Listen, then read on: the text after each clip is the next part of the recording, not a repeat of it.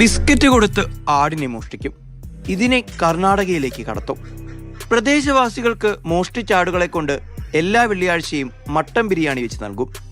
Cinema കഥയെ വെല്ലുന്ന ആടുമോഷണമാണ് കാസർഗോഡ് കുമ്പളയിൽ നടന്നത്.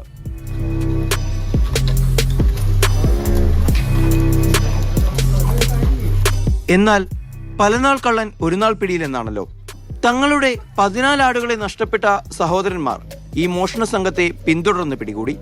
കുമ്പള പോലീസിൽ നൽകിയ പരാതിയും നിഷ്ഫലമായതോടെയാണ് അബ്ബാസും ഹമീദും ഫൈസലും മോഷ്ടാക്കളെ തേടി കർണാടകയിലെ അവരുടെ ഒളിസങ്കേതത്തിലെത്തിയത്. ഈ ആട് കൊണ്ടുപോയ ആ പയ്യൻ്റെ വീട് കണ്ടുപിടിച്ചു. ഞങ്ങൾ കൊണ്ട് ആടിൻ്റെ സൗണ്ട് കേൾക്കുന്നുണ്ട്. ബാക്കിൽ നോക്കുമ്പോൾ ഇഷ്ടം പോലെ ആടുണ്ട്. അതിലൊരു 5 ആട് നമ്മളത് അതിലുണ്ട്.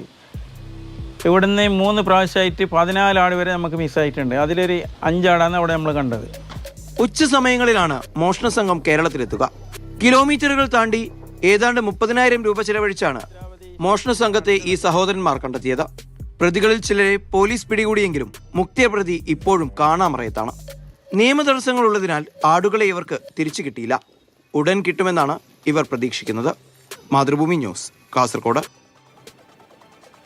സാരംഗാണ് നമ്മുടെ ഇവിടെ ഉള്ളത്. സാരംഗ ഒരു പരാതിയൊക്കെ കൊടുത്ത് അതിനുവേണ്ടി കാത്തിരിക്കാൻ തയ്യാറാകാതെ ആ കള്ളന്മാരെയും തങ്ങളുടെ ആടുകളെ തിരികെ ലഭിക്കാൻ അവർ പുറപ്പെട്ടല്ലോ. എങ്ങനെയാണ് ഇങ്ങനെ ഒരു സാഹസിക ദൗത്യത്തിന് അവർ മുതിർന്നത്? എന്താണ് സംഭവിച്ചത്?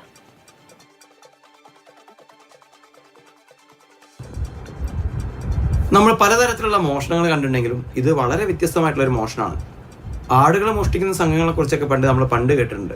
പക്ഷേ ടൈഗർ ബിസ്ക്കറ്റും പാർലേജി ബിസ്ക്കറ്റും കൊടുത്ത് ആടിനെ മോഷ്ടിക്കുക, അതിന് എത്രയോ കിലോമീറ്റർ അപ്പുറത്തുള്ള ഷിമോഗയിലും അതുപോലെ തന്നെ ബ്രഹ്മഗരയിലും ഒക്കെ തന്നെ ഒളിപ്പിച്ചു വെച്ച് അവിടെ നിന്ന് ആളുകൾക്ക് സംശയം തോന്നാണ്ടിരിക്കാൻ വേണ്ടിയിട്ട് പിന്നീട് അവരോട് പറയുകയാണ്. എന്താ പറയുന്നതെന്ന് വെച്ച് കഴിഞ്ഞാൽ, ഞങ്ങൾക്ക് ആടിൻ്റെ ബിസിനസ്സാണ്, വലിയ കാശ് ഞങ്ങളുടെ അടുത്തുണ്ട് എന്നൊക്കെയാണ് ഈ മോഷ്ടാക്കൾ പറയുന്നത്. മോഷ്ടാക്കൾ പറയുന്ന സമയത്ത് ആളുകളെ വിശ്വസിപ്പിക്കാനായിട്ട് ഇവർക്ക് വലിയ വീടും അതുപോലെ തന്നെ ആഡംബര കാറുകളൊക്കെ ഉണ്ട്. ഇതിൽ ഏറ്റവും വലിയ ഹൈലൈറ്റ് എന്ന് പറയുന്നത് ആ പ്രദേശത്തെ ആരാധനാലയത്തിന്റെ കമ്മിറ്റിക്കാരെ വരെ ഇവർ കൃത്യമായിട്ട് സ്വാധീനിച്ചു എന്നുള്ളതാണ്. അവിടുത്തെ സാധാരണക്കാർക്ക് മുഴുവൻ ഇവർ ഈ ആടുകളെ വെട്ടി വെള്ളിയാഴ്ചകളിൽ മട്ടൻ ബിരിയാണി വെച്ച് കൊടുക്കുന്നുണ്ട്. ഇവരെയൊക്കെ വീടുകളിലേക്ക് എത്തുകയാണ്. അങ്ങനെ ഈ സഹോദരന്മാരുടെ സംഘം കർണാടകയിൽ എത്തിയ സമയത്ത് ആ ആളുകളോട് സംസാരിക്കുമ്പോൾ അവർക്ക് ഭയങ്കര വിഷമം. കാരണം നിഷ്കളങ്കരാണ്, ഗ്രാമീണരാണ്, സാധാരണക്കാരാണ്. അപ്പോൾ അവരങ്ങനെ സംസാരിക്കുന്ന സമയത്ത് അവർക്ക് ഭയങ്കര വിഷമം. അവർ പറയുന്നത്, മോഷണം മുതലാണല്ലോ ഞങ്ങൾക്ക് ഭക്ഷണമായിട്ട് അവർ തന്നത്, അവരോട് ഈശ്വരൻ പുറക്കില്ല എന്നൊക്കെയാണ് അവർ പറഞ്ഞിട്ടുള്ളത്.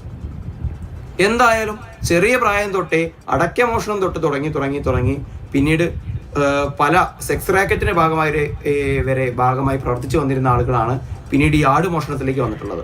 ശരി സാരംഗ, എന്തായാലും നമ്മൾ ഈ ആടുകളൊക്കെ മോഷ്ടിച്ചെന്ന് കേൾക്കുമ്പോൾ ചെറിയ മോഷണമായിട്ടൊന്നും കരുതണ്ട, വലിയ മോഷണം തന്നെയാണ്. അതിനെക്കുറിച്ചാണ് ഇപ്പോൾ സാരംഗ് പറഞ്ഞത്. എന്തായാലും ആ സഹോദരങ്ങൾക്ക് ഒരു കയ്യടി നൽകാമല്ലേ? തിരികെ എത്തിച്ചല്ലോ, ആ കള്ളന്മാരൊക്കെ അവർ കാരണം വലയിലായല്ലോ. ശരി സാരംഗ.